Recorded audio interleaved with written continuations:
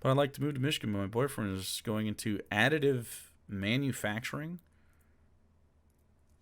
I don't know what that is. I don't know what that means. There's jobs here. I don't know if it's... We had the best economy under COVID, though. So...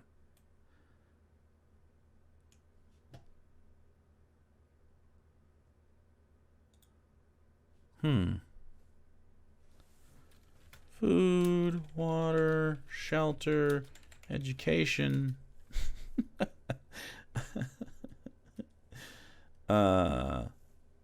Healthcare.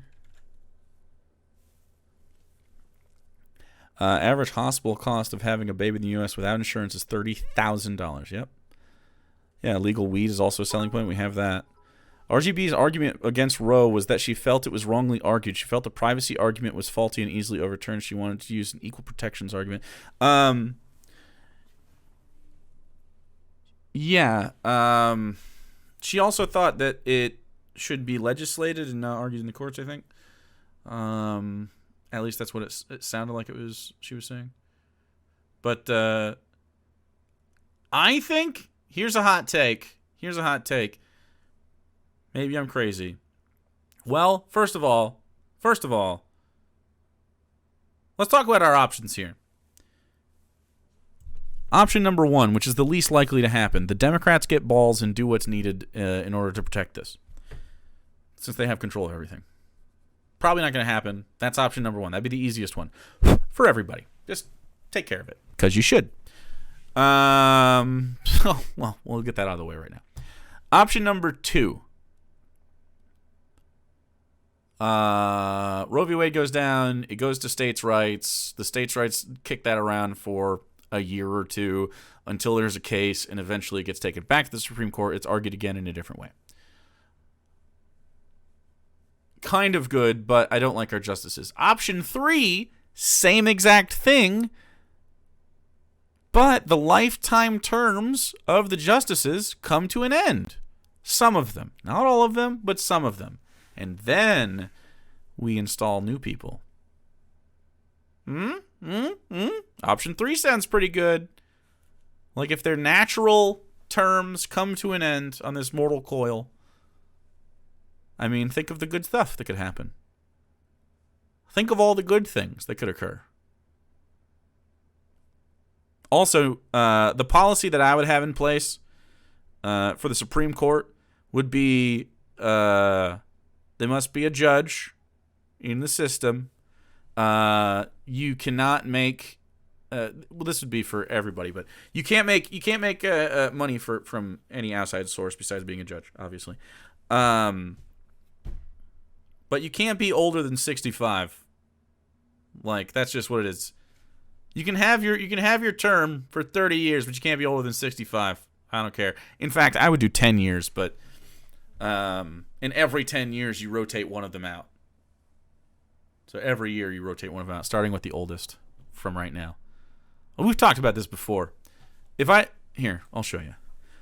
Here's how you fix the Supreme Court. Okay? Are you ready for this? I'm gonna fix it. I'm gonna copy this. We're gonna go into Paint. We're gonna go into Paint. I'm gonna copy this. Okay, here we go. Are you ready, chat? You're ready. You're ready. So here's them. They're also there, but here's them here. Okay? These are the Supreme Court justices. What are their names? Who cares? Who cares what their names are? Sotomayor and Clarence Thomas and Kavanaugh, and you know the ones. Amy Coney Barrett. You get them. Here's what you do. Okay? Let's do a red one. A nice thick red brush, maybe? Like a marker? Oh, yeah, a nice thick one. There we go. Perfect. Okay, so what you do is, if you wanted to start this over, and you should, start with the oldest justice, which I believe is this fellow right here. Okay? Starting right now, I think it's Beyer. Your situation is over, okay? You're done. You're gone. New justice rotates in. Okay, President Biden. Every year we'll do a new justice. So pick a new justice. Boom. Whatever this guy is. Who's the next oldest? I believe it's Clarence Thomas or whatever this corpse is. It's one of these corpses. Let's say it's Clarence Thomas. Next year, Clarence Thomas. Just like. Just dead. Well, I mean, not dead, but like he's gone. And a new one comes into place. Year after that, this guy, gone.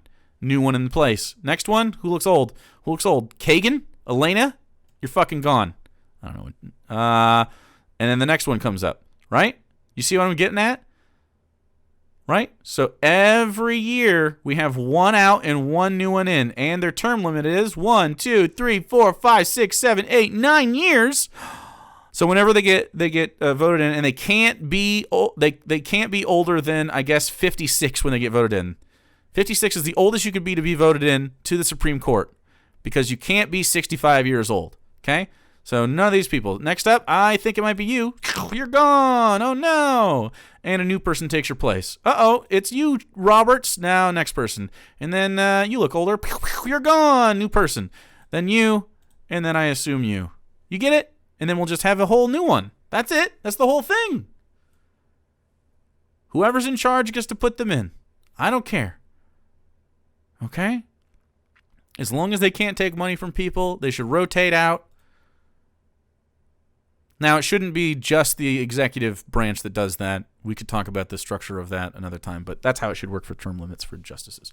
Just rotate them out, and then after that, it no longer goes by who's oldest, because we've set it up. And so in 9 years, it no longer goes by who's oldest. It just goes by who's up next, and that would be the first one that took over. Okay, you're done. That's how long you get to be a Supreme Court justice. That's it. It's elegant and simple. Minimum age requirement, 35. Yeah, I'd say like 35, because that's about the time it takes to be a judge and have some experience. If they all retired, they would not need an amendment. That's true. Yeah, you can't be 65 years old. Once you're 65, that's it for you. In society, you're done. No, but... I also think legislation to fix the Senate and at every level of the Senate. This goes for state. This goes for federal. This is how you fix it. 25 to 65. Again, you get to be younger. I think 25 to 65 is a fine age to be in Senate at any level. We could take it up to 30 if you wanted. 25 to 65, though, with education is whatever. You cannot have made money from a political, like a lobbying source or a political affiliated place. You cannot have made money from any of these sources 10 years before or 10 years after your service in Senate at any level, okay? 10 years on either side. You can't take private money in that way, okay? So it's just regular folks. Not a bunch of Wall Street folks, regular people. You can't take money on either side of your term. Terms work exactly the same for Senate and House. You can have a bunch of them up to 65 consecutively if you get re-election or whatever. You can only make the amount of money that your salary allows. Now, in federal Senate, I believe it's I believe the salary is like $176,000 or something like that. We can look it up, but it's roughly that. I would be comfortable doubling the salary of every senator, every House of Representatives member at the state and federal level, doubling that, because it does two things. It's the similar reason why you pay FBI agents really well. It incentivizes them to stay true to their cause, right? Because they don't need other money to have a stable financial security. It's also very important, but also they should be regular people. They shouldn't be bajillionaires. Also, they should not be able to trade stocks during their entire Senate run. They shouldn't be able to, and obviously insider trading, any family members or anything will be monitored. You cannot deal with that. I think we should abolish the states now. At least not right now. That's not a thing we should think about right now. It's not important. We need the other things first. But that's how you would fix Senate. That would really fix it overnight. And all you would need is senators to agree on... actually, that's not it. Number 2 thing, no private conversations. Like, no private votes, every conversation that happens in any of the offices is recorded, and it should have 100% transparency. Everything should be public record. They shouldn't be able to do anything secretly, ever. Their phones should be government issue, like, under 100% surveillance. Now, they can have privacy in their homes and whatever, but I mean, like, if you're dealing under the table, they're going to find out. And I mean, sure, that's other shit, but I mean, like, you really wouldn't need it if people weren't having private interests outside of it. Capitalism has ruined the country. Manic. Thanks so much for the 2 months. I appreciate you. 24/7 Truman's Show. Well, I don't want their entire privacy taken, but I want their professional privacy taken. Professional privacy, gone. You don't get to have any professional privacy.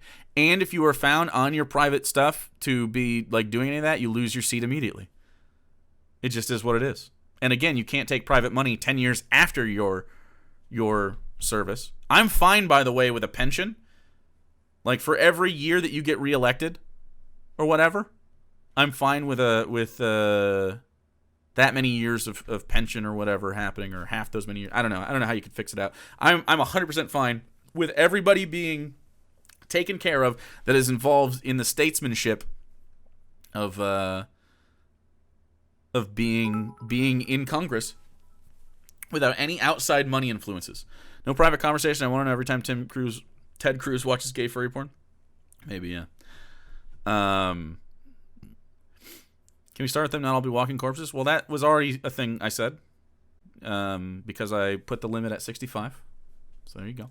Already said it. You're late. You're late to the game. Food, water, shelter, education, healthcare, dental, vision, mental health care.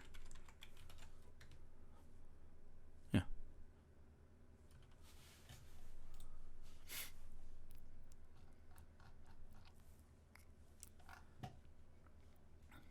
We need Carlin's idea of preventing criminals, the Super Bowl halftime show. Preventing criminals is really easy.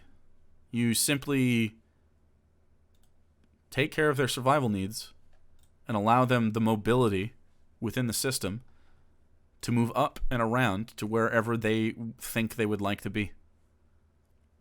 And also, of course, the more you take out of the black market, the more it enters the regular market, which means that it can be safer for the people to enjoy it, like drugs or whatever.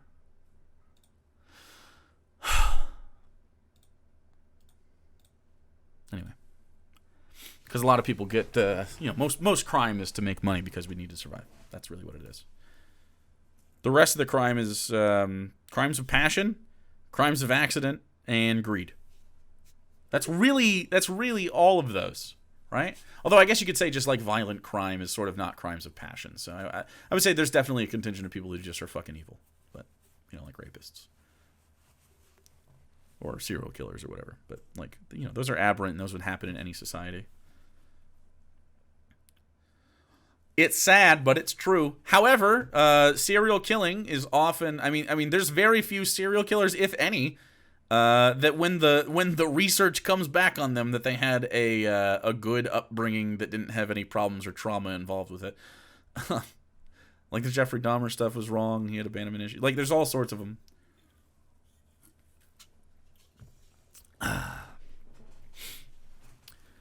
Been getting the feeling that U.S. will fundamentally change before I die, and like split up. I don't think so.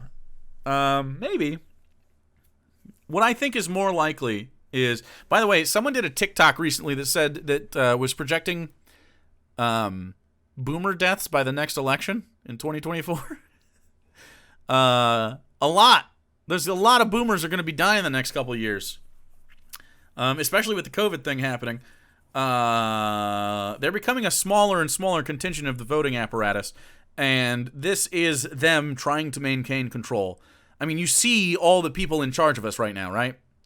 The people in charge of this world right now are the people that need to have their terms expire. You know? So, there's not a lot of people in their 30s that are just whack jobs. There's some of them. I mean, Madison Cawthorn exists. The Daily Wire people exist. But they all get paid from the boomers. They're on their way out. I'm going to talk about the Supreme Court. I'm talking about people in general, like the legislature. Like the people that vote, the people in charge, the people with money in this country.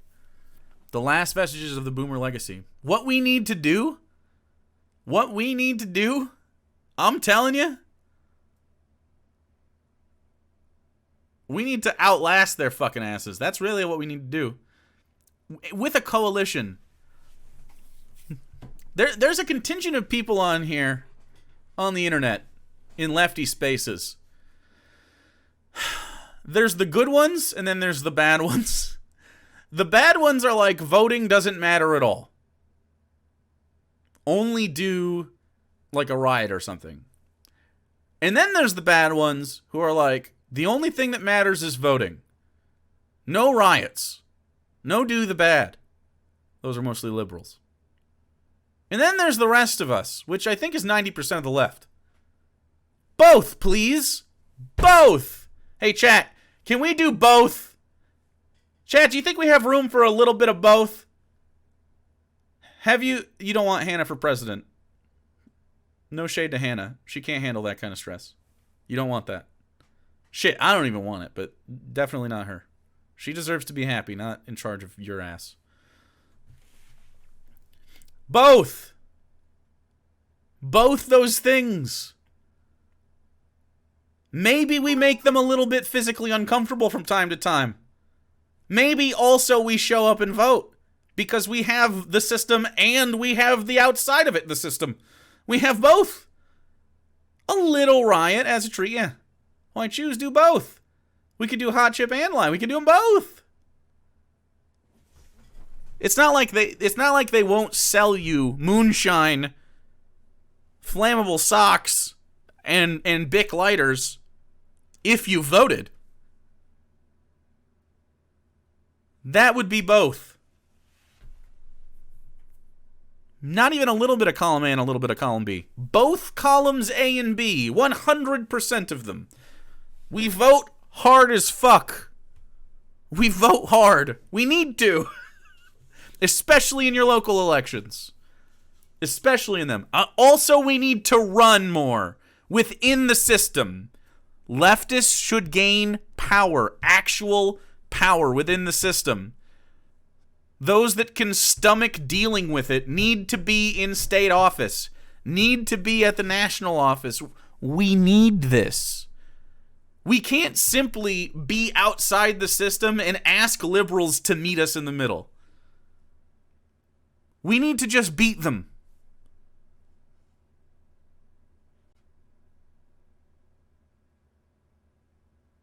Literally run to the polls. And be in the elections. I would be very surprised if I didn't run for stuff at all in my life. I just don't want to be scrutinized. Like, I don't want my neighborhood involved with my life right now. I'm too comfortable being very anonymous on this block. Okay, people don't know me here, which is good. I don't want to have interactions with these folks right now. I just like my quiet little life. But at some point, I mean, I understand that we do this, right? This is different, right? You're all over there, and we can do this without everybody. But good God.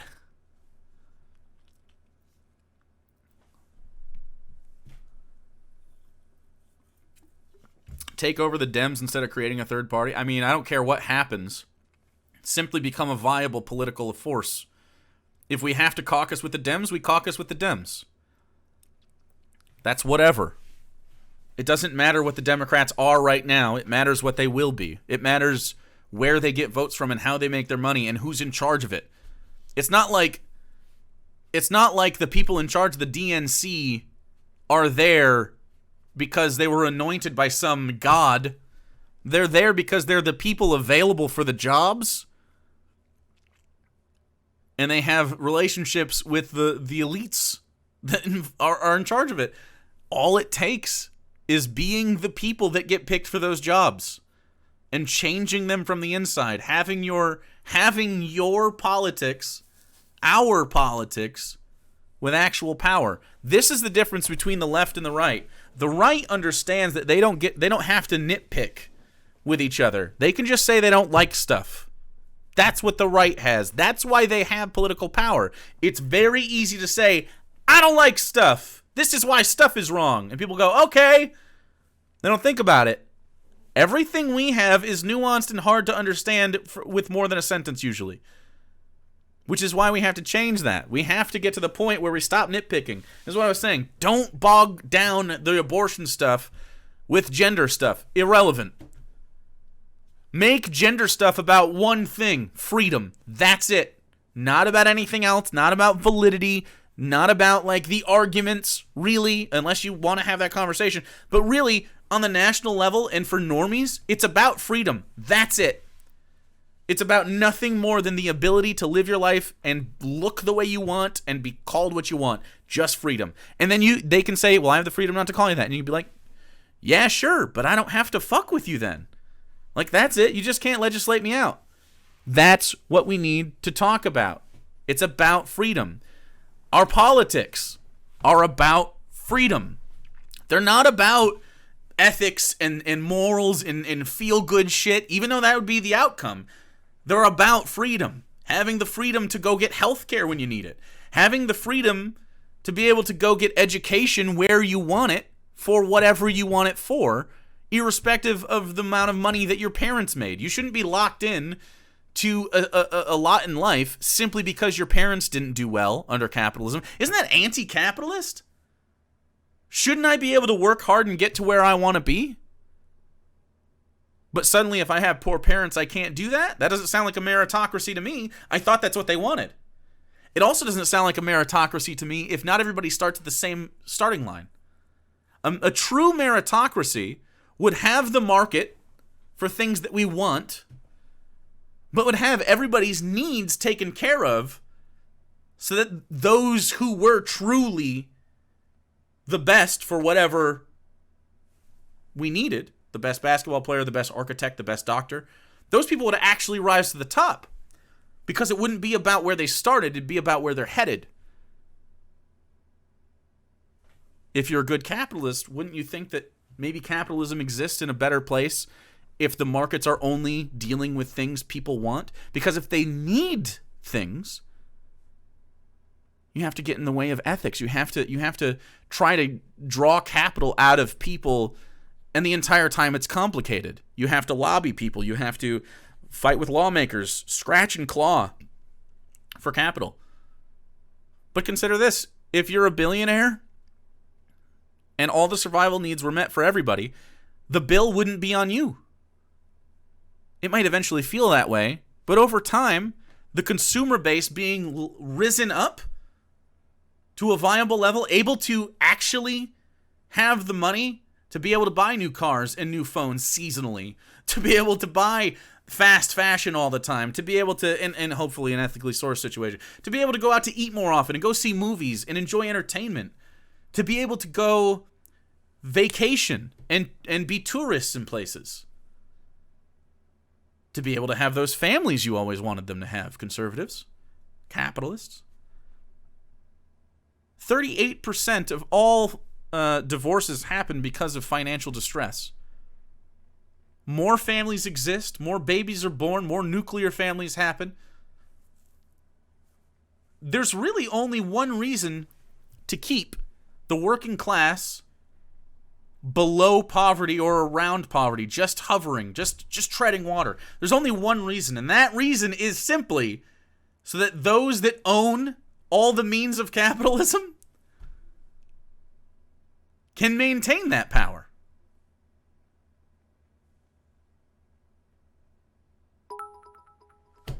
Sky Comic Goddess, the reasons Obama's Yes We Can was so powerful is because it was short, emotional, and gave people hope. How can we as leftists repeat that to get people on our sides? Thank you for the 50 biddies. I mean, it just starts with freedom, really. Freedom is the one thing that I think that all Americans can agree on. We want to be free. It's the one thesis about this country that seems, on the surface at least, to be one of the only, like, through time, one of the only tenets of America that seems to, like, really have stuck through the culture. The idea that we are free. Gingerbread Pill, thanks for the follow. Now, the reality that we're free is a different thing. Are we actually realistically free right now? It doesn't feel like it. There's freedoms. We absolutely have the freedoms. Like, right now, I am not being stopped by the government because I have different political beliefs. That's a good thing. We have good aspects to this country. We have, the ability to, right now, marry whoever you'd like. That's not true. You can marry one person you like. There's some good things in this country. There's really good basics that we have. We have a lot of multiculturalism. Now, again, a conservative would say that this is a bad thing, but have you gone down like a main street in a city and not eaten any of the food that wouldn't be here if we didn't have more of a cultural influence from other places? I mean, the food's bussin', dude. The culture, America's culture, is a world export. And I realize conservatives think that that's a bad thing. Rap is like the most popular thing that we export, like from an entertainment perspective. You can look at Spotify right now. You can look at any of the billboards. I mean, most of the music is adjacent, at least, to American, specifically black culture in America. That's fascinating. Hollywood, Disney, all of these things, huge moneymakers. Not to mention our natural resources, the beauty of this place. Like, we have a lot to offer the world. And we could be a model of how to run, we'll call it ethical capitalism. Sneak it in there. We'll call it ethical capitalism. We'll call it better capitalism. Because it is for a while. That's really all it is. You and I should not be advocating for communism. Out loud. You and I should not be advocating for that idyllic, anarcho-communism thing, right? The thing that none of us are ever going to live through. The thing that we could aspire to, but that we'll never actually get, right? Because, I mean, like, the structure of the world is just not viable for that. What we need, and what I'll stand by forever, for my whole life, is that we need to advocate for the next step. Whatever the next step is, we advocate for that. Now, we can advocate for more than one next step because, there are other aspects to it. Think of it like a wide staircase, and there's many blocks that make up one step. And we just need the next one. Education, healthcare, etc. Stuff we always talk about here. That's the next step. That's what we need next. Grin Gaming, thank you so much for the 3 months. Gifting 3 months, actually, to Hobo Homunculus. Gifting 3 whole months. Thank you. Calling it ethical capitalism while advocating for socialist ideals is actually brilliant, though. I mean, it is. It's just ethical capitalism. Or just better capitalism. Freedom capitalism? I don't even know what to call it. Call it marketed capital. I mean, it's already marketed. So, no, it just has a... freedom capitalism. Free capitalism. Boom. Free capitalism. Or liberty capitalism. Like, whatever it is, it's still capitalism. And there's no one that can argue against it, right? If you're a capitalist, you still get what you want. The only people that don't get what they want in the scenario of, I know you could call it super capitalism, yeah. But like, I'm saying, like, you don't want to call it super capitalism as a political ideology. I don't think. You want it to be libertarian. I mean, it's a little libertarian capitalism. In fact, if I called it libertarian capitalism, I might get a lot of right-wing votes. I'm just tossing that out there. Capitalism plus. It's just better capitalism. Maybe we call it better capitalism. I don't know, because it sort of betrays our leftist ideals of, like, I don't want capitalism.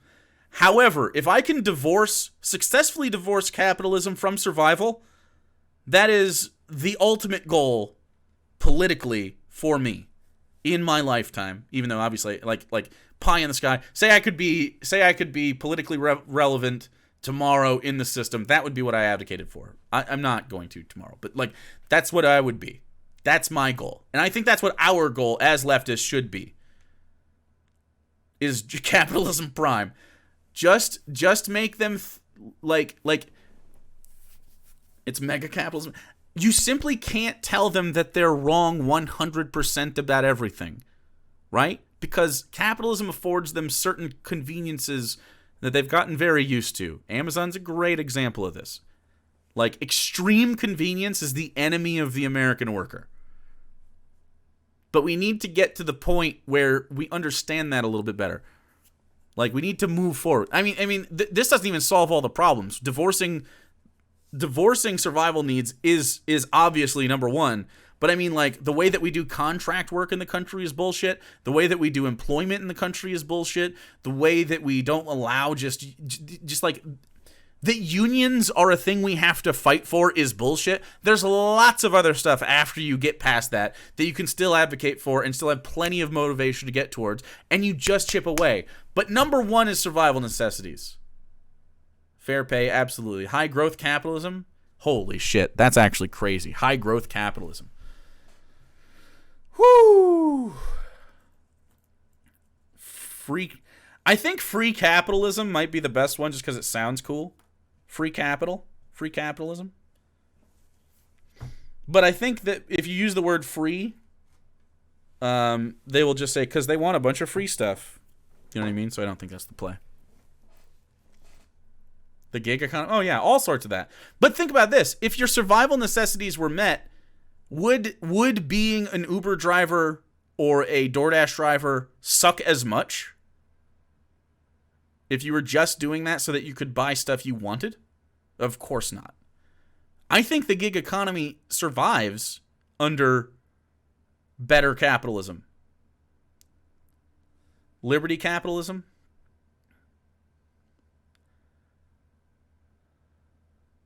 Libertarian capitalism might be the best. How do we have time for this incremental stuff with climate change fisting our assholes? This incremental stuff?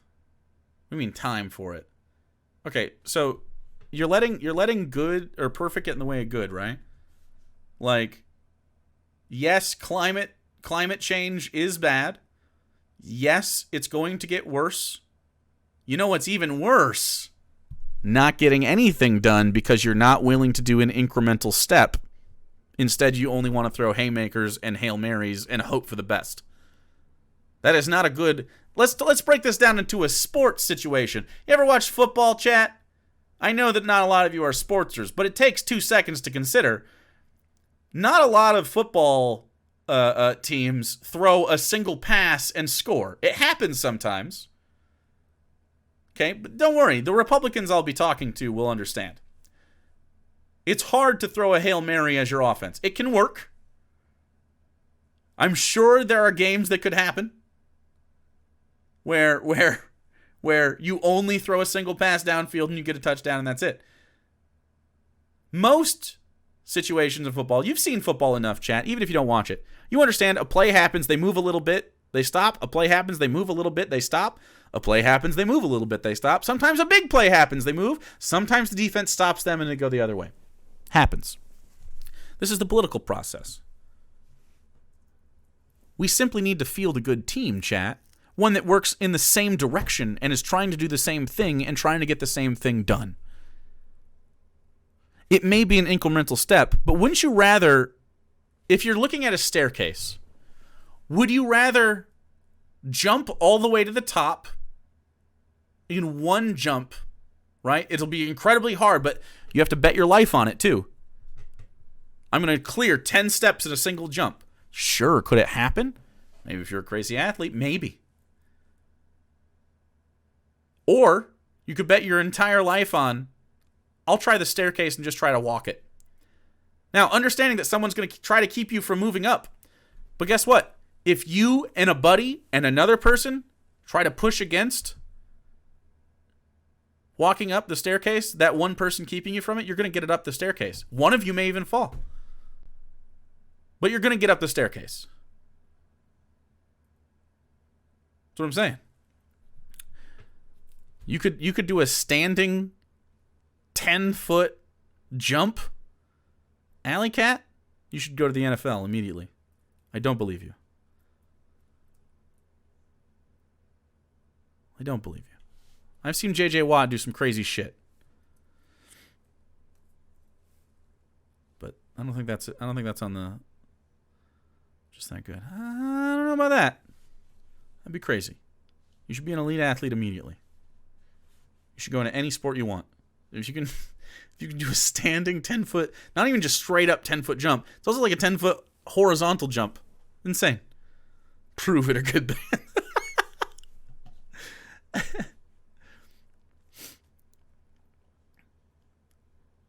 Why is football called a pigskin when it's not made of bacon? The football used to be made of pigskin, pig leather.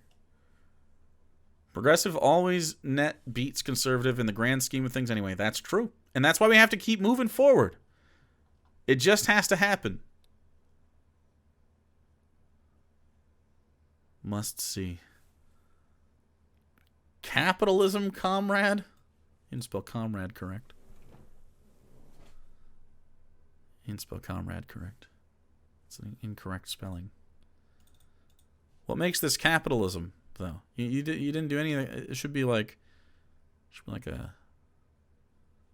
We need a sickle and hammer, but not that for capitalism. But it's also communism. Anyway. Comrade. That's why it's called progress. Absolutely. And this is why you can't, like, I understand that climate change is a thing that people get a little bit distraught about. I mean, obviously. But there's nothing you can do to change what's happening if we don't have any political power.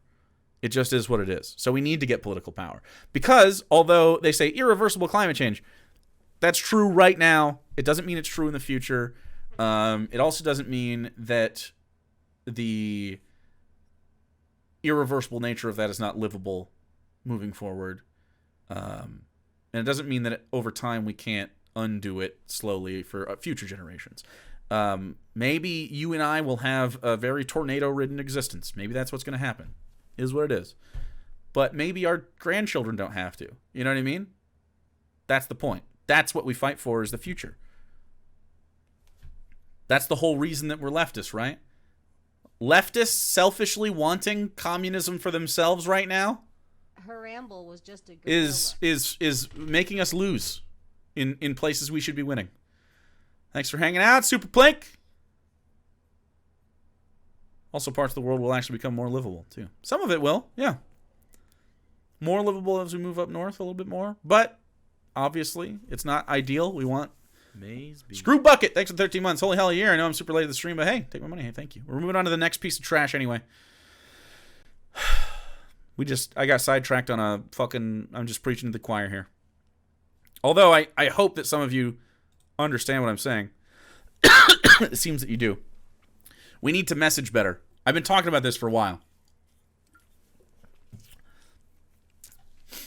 I'm not a doomer. Although I will say it depresses me that we have to fight these fights, but we have to. I mean, it is what it is. We're almost to the point where it's a non-apocalyptic scenario. Actually, that's true. We could watch a thing on climate change and why it's not actually like... like, it is dire, and we need to deal with it. And we need to... you and I, and others like us, need to get into positions or lobby or advocate for people to get in them. We need to get into positions of power. It just is what it is. And we will, slowly, as we become the people that are in charge of the world. Because we are that age right now. We're just starting to become the people that are in charge. You think about land back? I have a good take on land back. Because I got it from somebody that is indigenous. So I'm stealing this take for land back, which I think is a good one. And I can't remember who said it, but it is one that I agree with.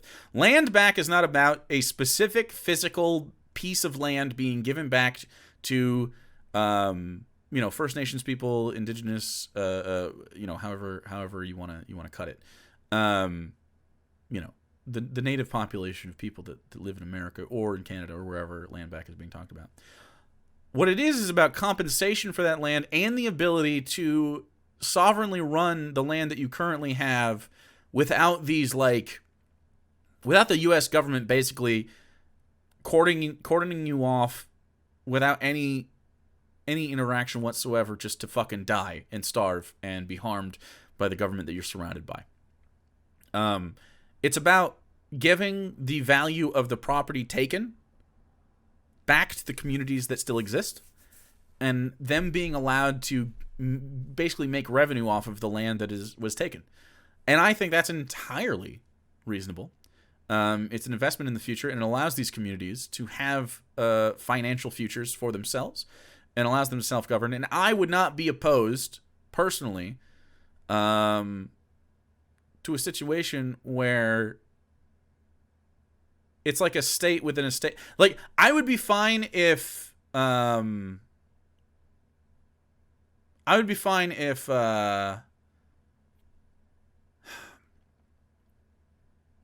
like, there was a discussion. There needs to be an ability for these groups to govern themselves, but also, like, if that's what these communities want, or to be allowed to be, like, I'm thinking like a Virgin Island situation. I don't even know. Like, it's a very complicated situation because they have semi-sovereignty, but it leads to poverty because you're fucking locked in. It'd be like your house not being part of America, but being subjected to a lot of the things in America and having no way, because they surround you, to like really have the sovereignty you should be experiencing. So, not make them states necessarily. It's like, I guess it'd be up to these communities. The way that reservations work is abysmal and disgusting, and so, like, you'd have to talk to somebody that, like, understands how they work from a almost a bureaucratic sense. I mean, I do not, but from the discussions I've listened to the topic on, there is an incongruence between the perceived sovereignty of, like, a particular res, and like how policing works, how townshipping works, how taxation works, how benefits work, how infrastructure works. All of this is poorly integrated into the system, and it just leaves these people to fucking have not really an opportunity to thrive in a situation. It's really fucking gross. There's a few people in here that live in these situations. So, like a country, sort of. I don't really know how to describe it. It's not like a country. It's like the Virgin Islands. It's like a territory within the U.S. that is lightly governed but still has their own laws and their own government. And if that's what those communities want, that sounds like a lot of it. But mostly it's about the revenue from the land that was taken and being able to have the value of those properties be pushed back into the community so that people can make a living. Now, obviously, I think this works better under better capitalism, or whatever we're calling it, but yeah. Like a county, yeah, kind of, yeah. Like Caucasia? I don't know what that is. Oh. 0% doom, 100% coom. True. Feels hard not to be a doomer. I get it sometimes. Land back is another case of poor communication working like toxic masculinity, in my opinion. I agree. I think land back sounds like counter-colonialism.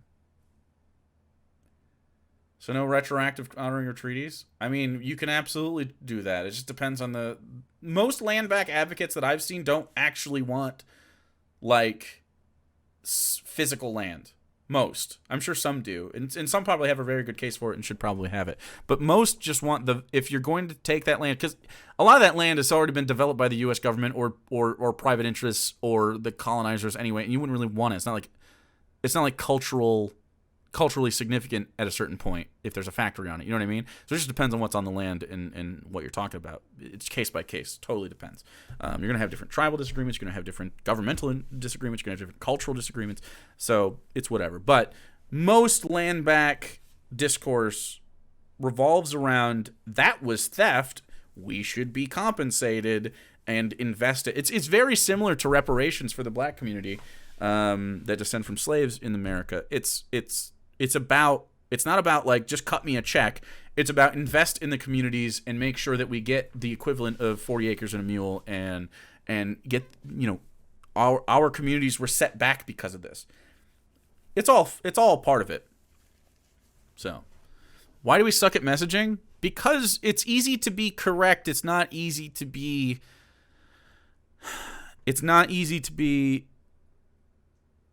We nitpick about language a lot on the left for viable reasons. I mean, there's lots of ways or reasons to do it. Like the slur thing is a pretty easy example of this. But and then it gets overcorrected. The C slur for white folks is a great example. We just get too much into the fucking weeds. Like actual SJWs that existed, right? That were freaking out about normal stuff. Only the ones that if you look at the old viral stuff in 2015 and shit, you'd be like, oh, that actually was kind of cringe when you go look back at it. And then the language gets better and we start being able to actually describe these concepts and you're like, oh, okay, yeah, that makes sense. For instance, I always use this one. It was Milo. I forget their last name, it doesn't matter, or whatever their handle was. They said that all white people are racist. Terrible marketing. Great clickbait. It worked. But terrible marketing, because then it makes a bunch of white people immediately defensive and say, no, I'm not racist. When really the talk was, you may not understand that you do racist things or microaggressions or whatever, but actually, check this out. It happens a lot. Here's some examples. That's really what the video was. Same shit. Toxic masculinity. Same thing. Masculinity is toxic. Nope. There's toxic aspects to the masculine experience. And if you're a man, you probably agree. You know what I mean? It's just Milo Stewart. That's what it was. Yeah. No, it's not to derail. That's perfect. It's not even, you don't have to have snappy slogans. It just can't be a situation where when you look at it, the right can immediately go, oh, old toxic. Oh, why would you call it that if masculinity wasn't toxic? I mean, how many fucking times have you heard this? For years. We're working on 6 years of this shit. 6 years of the same conversations. Because of this bullshit. We shouldn't be talking about that. Call it men's rights. Or it's not men's rights maybe, but men's issues. Just call it that. Or something else, just not toxic masculinity, even though that's what it is. We need different language for stuff. Like arguing about gender when it doesn't matter. I know it does, but it doesn't, because we need to win this one to win the other one. I don't know. We need to pick our fights.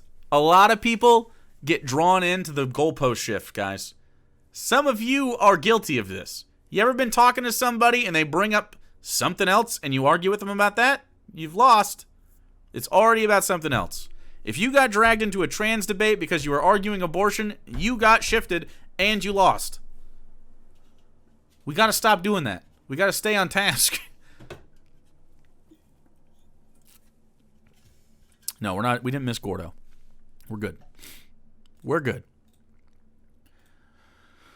Oh. All right, let's do Matt Walsh. Fuck. Fixed it. Comrade? There we go. That's a little bit better. Capitalism, comrade. With a little money sign. All right, this is getting better. We're getting there. Capitalism, comrade.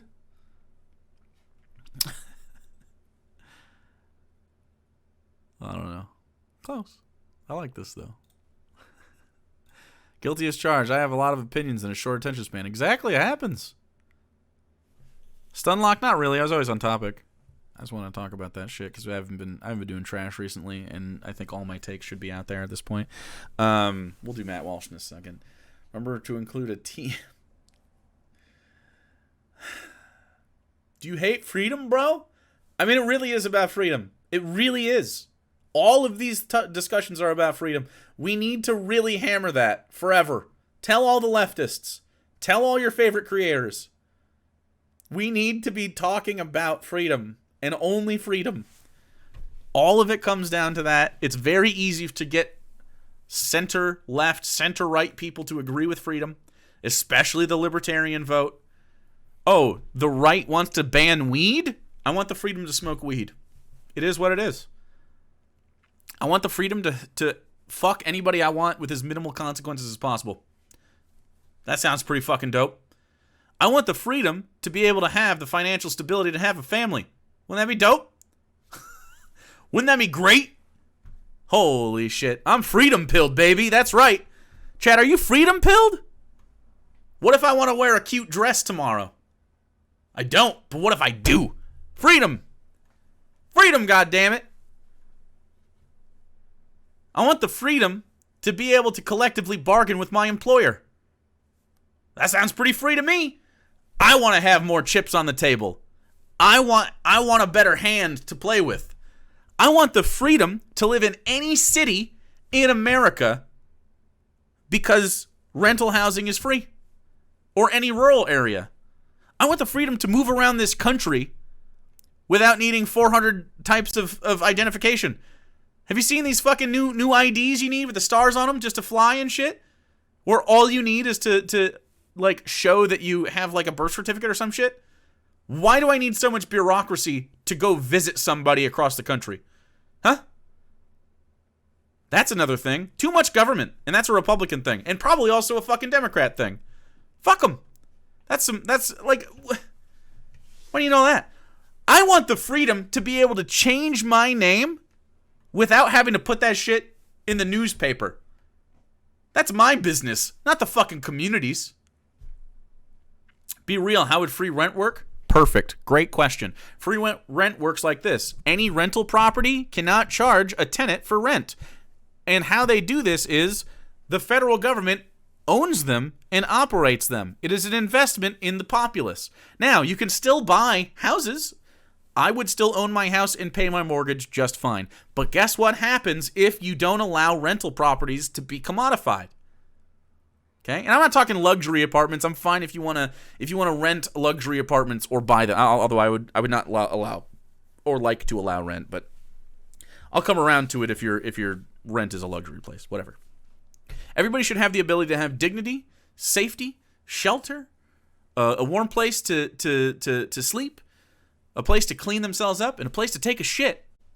Literally, yeah.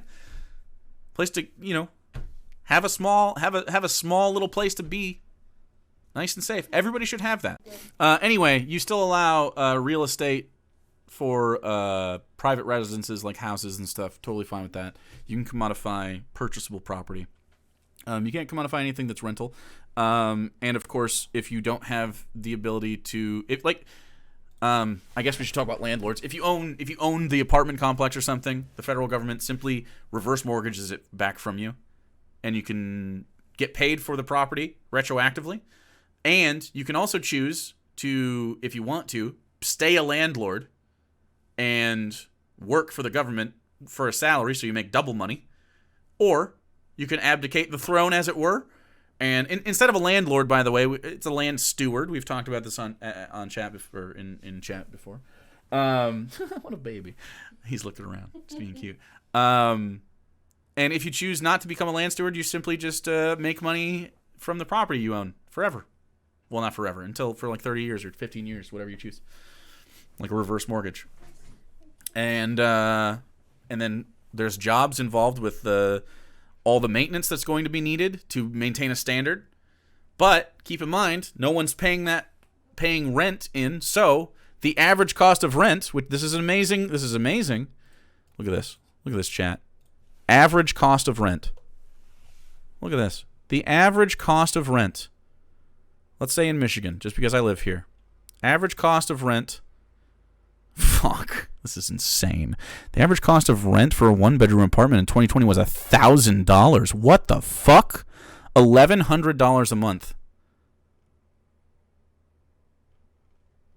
Jesus fucking Christ. That is not how much rent I paid 5 years ago. Median rent, I guess, is $871. I guess that's the median rent. $871. We'll use the median. Or I guess, actually, no, I won't. We'll use the average. But still, if you look at the calculator, which we can, calculator, we've done this before. This is pretty easy stuff. 1098 times 12. Holy shit, chat. That's $13,000. $13,000 in the hands of consumers every year? Whoa. That's just the average rent in Michigan. $13,000. Imagine how many things the rest of the market could sell. This helps Amazon. This helps Walmart. This helps Coca-Cola and Disney and Fox. The NRA. This helps Ford and GM. This helps Marlboro. This helps Nike. $13,000 not spent on education, not spent on housing, not spent on food, not spent on healthcare. $13,000. And that's just rent. This is just getting rid of rent. Imagine the market when this is taken care of. Don't help the NRA. I don't care who gets helped. The NRA will definitely fail at some point. They're terrible. But this is the amount of money that you save without rent every year. What would you spend this on, chat? You'd pay your debts. You'd buy a new place. This is a down payment on a house. 1 year. 1 year. You have people paying down payments on a house. A house to build a family in. What was the cost of having a single child? $30,000? If you don't have health care? If you do have health care, it's free. So add $30,000. Let's just say you had a kid. This is how much more money you'd have in 1 year for having a kid and not having to pay rent. This is how much extra money you have in that family's bank account at the end of a year.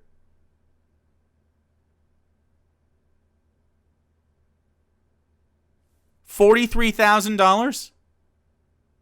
You don't want that circulating in the market?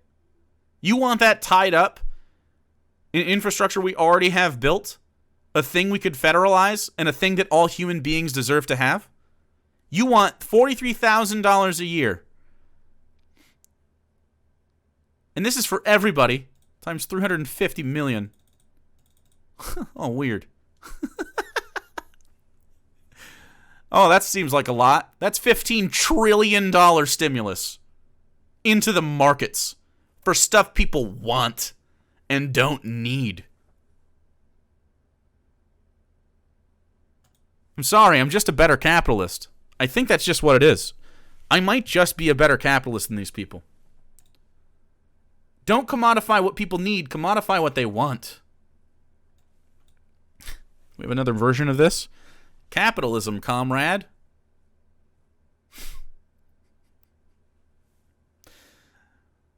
We're still getting there. It's definitely improving. I think maybe instead of the stars, it should be this symbol. No blue.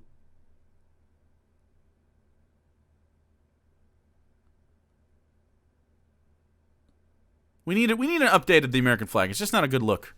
It's just not a good look. The American flag is not a good one. But Jake, who will do the suffering? This is the best part about this whole thing. The people that will suffer,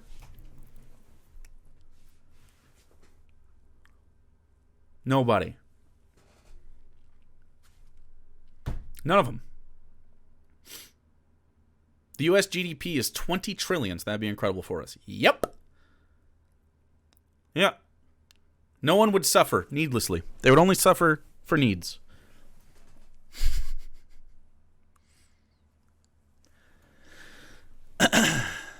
But Jake, life is suffering. It isn't.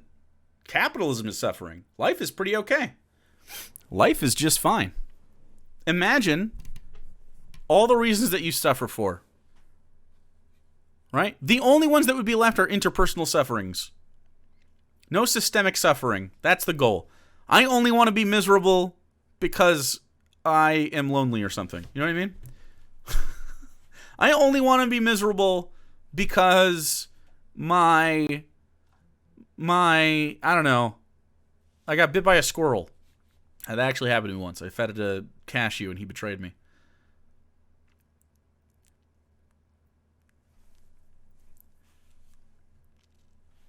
If I'm going to be sad, it's on my terms. It's damn right. Wonder what the housing market would do under your system. Easier to purchase or infinitely harder? Well, you could easily take care of that and just say, okay, well, you're capped.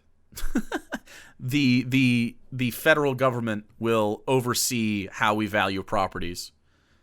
If the real estate, but what I imagine will happen is real estate properties would probably increase in price a little bit.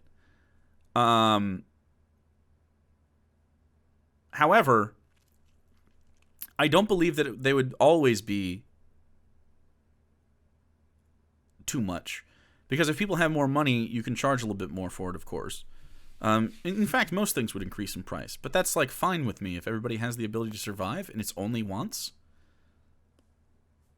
I'm fine with saying like having a standardized like square footage price or something, or having it appraised maybe by a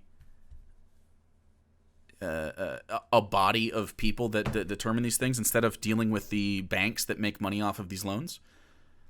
But that would be for future decommodification practices and not something that we need right at the front. We don't need to worry about housing prices if everybody is housed and they just don't own the land that they're on and it's just federally subsidized land that is up to a standard. Fine with that. I think it would go down. Well, that's kind of what I'm thinking as well. Is it would go up a little bit in general because people have more money when they buy, but I don't think it would go crazy because they're only competing with themselves. So people would sell houses at an undercut so that they could get more people to buy them because they know they don't need them. Because a lot of reasons that people can charge what they need, or a lot of people, can charge the amount that they do because of people needing to live somewhere. So.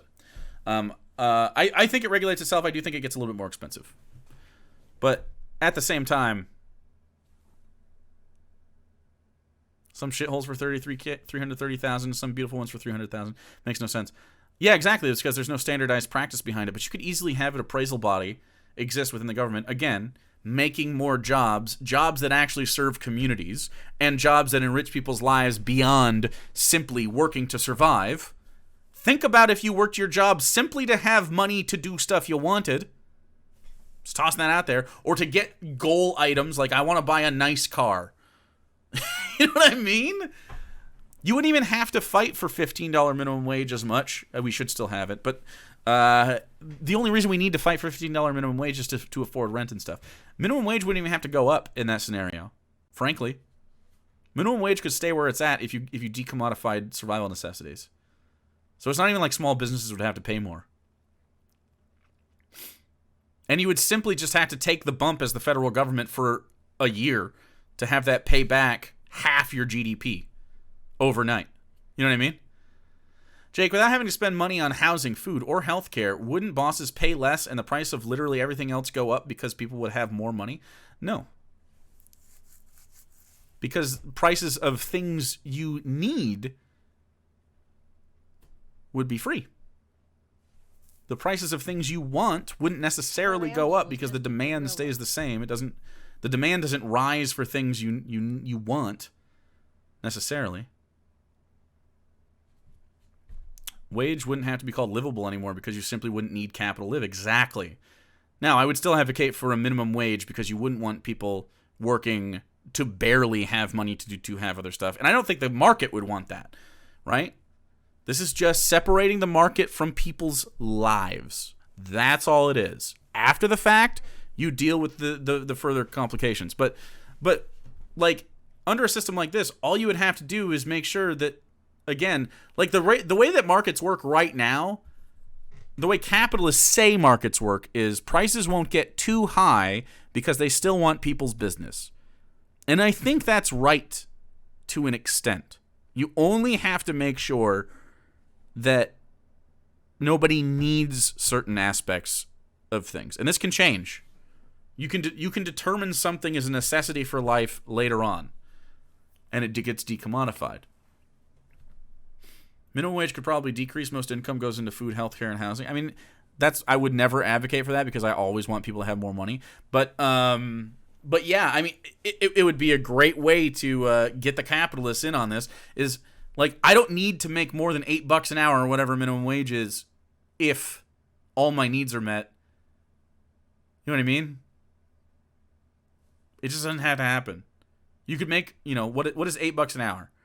$8 an hour. Let me do the math on this. It's not a lot of money, and it sucks because I used to make that much. All right, let's do it again. $8 an hour. Let's just say this is post-tax. So 8 times 80, that's 2 weeks paycheck. 640 times 2, so you're making $1,280. Again, this is all we have $280 left over after rent, which I guess I know most people, if you live alone and your rent is $1,000 average. I mean, you're paycheck to paycheck really bad. Suddenly, you have all of this money every month to spend on stuff. I mean, think about if you had $1,280 right now in your bank account. I would make more money too, just because you guys would be able to have more money to spend here. I win as well. Isn't that nice? Even I get to win. Like, all you have to do is look at the math for 2 seconds and go, damn, wouldn't that be great? And all families, all of them, right? Even the ones that own houses, you don't have to pay for your child's education or their health care or their braces or their therapy or their food. Or, like, I would decommodify diapers and necessities to have healthy babies because I want that. If you want to have a family, I want it to be very easy for you to have a family. You know what I mean? Why would a leftist be against families? I hear this all the time from the right, that leftists are anti-family. We don't want the nuclear family. The thing is, I don't care if you have the nuclear family. That's the thing. I'm fine if you do, though. Like, I want you to if that's what you want. If you are 2 white cishet people that want a son and a daughter who are both cishet and white, and you want a dog and a cat and a picket fence and a 2.5-story house with a 2-car garage and a basketball hoop out front, and you want to vote for Mitt Romney, fucking go for it. Hell yeah, buddy. I want you to have that life because that sounds nice to some people. Decommodify pads, tampons, absolutely. Decommodify prophylactics, decommodify birth control, a lot of these things, right? We don't need these things to be commodified because they are for our quality of life and our health care. Now, you can commodify children's clothing. I'm fine with that. I'm also fine with, obviously I would want children's clothing not to be commodified in a perfect world. But right now, if minimum wage is a thing and I have all my survival necessities, you can get pretty cheap clothing for kids. I'm fine with that. And they grow, and you can do hand-me-downs. You can go to Salvarm and whatever. I mean, like, there's lots of ways to get clothing. So, clothing, not as big a deal, especially when you decommodify survival necessities and everybody's safe. Because then you can afford the winter coat. You can budget for certain things. You can get new shoes. Kids are expensive. I don't need their pencils and their iPods and their phones. I'm just trying to think of what I had as a kid. I had iPods. I had those little pencil holders. I had gel pens. We had, the Pokemon cards and video games and cool shoes and basketballs and I got my favorite players' jerseys. I remember that. I was such a little cutie, guys. Pet toys, vacations. You can pay for all these things. I'm fine with commodifying things we don't need for life. Nintendos. Boomers call everything Nintendos. Oh, daycare should not be commodified. Absolutely not. Yeah, I agree. That's another thing. Thanks, Spleen God. Happy to have you. People care about minimum wage now because they literally die without it. Of course. Now, there should be a minimum wage. I think if all your survival needs are taken care of, $10 an hour is a really nice round number that I think everybody could get behind. That would allow, like these people paying these wages would immediately make more money overnight if we decommodify these things. If you're a small business owner or even a large business owner, depending on the aspect, as long as you're not a real estate investor or a Wall Street guy, and frankly, even Wall Street, because people would have more money to invest in the stock market. I'm just tossing this out there. It's better capitalism. You don't have as small a group of people to be your prospective customers if everybody has more money. I simply don't understand why capitalists don't agree with this. you will have more money. And if you own those businesses, right, you can also live in these decommodified places. Your kids don't have to get health care. You don't have to spend money on food. I mean, it doesn't make any sense.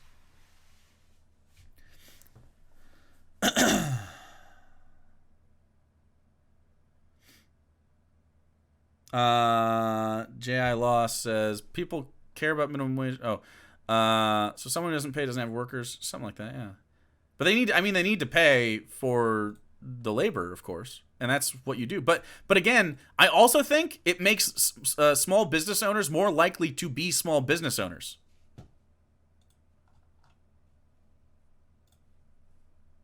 Right? Now think about this. Does anyone have a business idea just in their heads right now that they've like, man, I would run this business and I think I'd do a really good job. Right? But it's a financial risk and you can't afford, right, to take the financial risk that your survival could be in jeopardy because you don't open the business. Think about how many more local businesses would open. Think about how many people could try to innovate and make new things under capitalism, which is supposed to create, tons of innovation. Think about how many people would be free to innovate that weren't corporations if they had the ability to invest in their ideas without sacrificing their survival. They may sacrifice vacations and cars and PlayStations and video games and going to the movies and having nicer clothes and, I don't know, other things that you want, going to the restaurants. But they won't sacrifice their dignity or their health or their safety or their family's safety. Drug addiction would be better because, again, your survival necessities aren't going to be destroyed because you're addicted to drugs. Of course, if you have access to health care, you'll be more likely to seek help. If you have a system in place that allows people to gain safety, then the people that live with you during your addiction problems don't have to be as negatively affected. I mean, none of this is a bad thing. As long as there's a legal minimum wage in place, greedy bosses won't be able to make more money by not paying, though I'm sure many would still lobby for. Of course, yeah. Of course. Love to own a burger joint. So there you go. Nursery or something with my partner. A doggy daycare. And these are things that people could use. Imagine all the crappy restaurants Gordo could visit. There we go. We could watch more Gordo. But I'm just saying, like, our communities would be tighter knit. We wouldn't be crabs in a bucket fighting over the same exact resources with one another.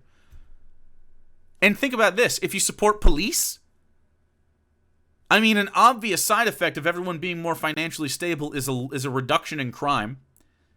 And this includes the stress put on police officers, which, fuck the cops, but they're still, cops are part of the same class of people that we want to raise up.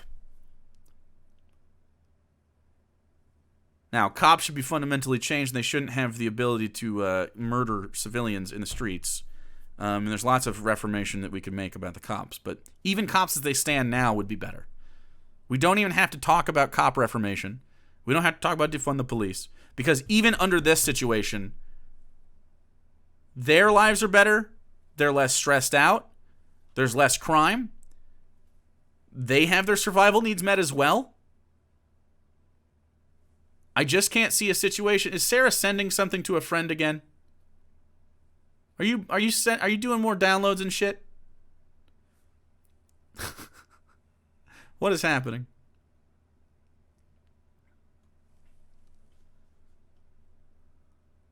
Yeah. No. They're good questions. I need to be able to answer them, and so does the left. And I can answer them. There we go. No, I wasn't? Okay. Bitrate went down. I'm going to wait for the video then for the bitrate to come back up. Internet suddenly got very slow. Is it still there? It seems a little bit better now. Every time Sarah pops in the chat, someone puts the sub command in. I like that. Literally close everything? Yeah, I'm looking to. I think it's fine now. I think it's back to normal. There will still be racism, bigotry, and prejudice, and others who will try to get control. Yeah, of course, yeah. It's not going to fix everything, but it fixes a lot of things. It fixes a ton of problems. Our society overnight is changed fundamentally by decommodifying these things. This helps everybody. This helps Trump supporters in fucking Appalachia. This helps West Coast elites. This helps business owners, large and small. I mean, it helps fucking everybody. It's not just about the poor. It's not just about class issues. It helps all humans. And that's the point. I want billionaires to have free healthcare. I want them to also make sure everybody has what they need. But, like, I want them to have healthcare just as much as I want you to have healthcare.